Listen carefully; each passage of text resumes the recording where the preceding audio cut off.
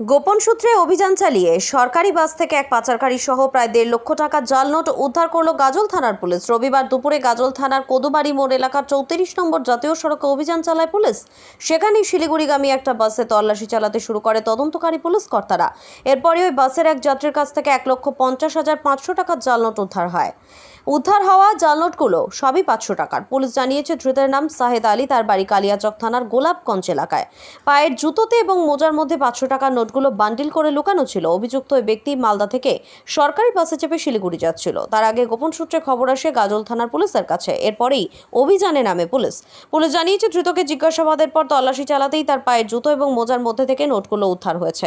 এই জাল নোটগুলো কোথা থেকে সংগ্রহ করে অভিযুক্ত ওই ব্যক্তি শিলিগুড়িতে নিয়ে যাচ্ছিল এবং কাকে এগুলো পাচার করার পরিকল্পনা ছিল সে ব্যাপারেও তদন্ত শুরু করেছে পুলিশ।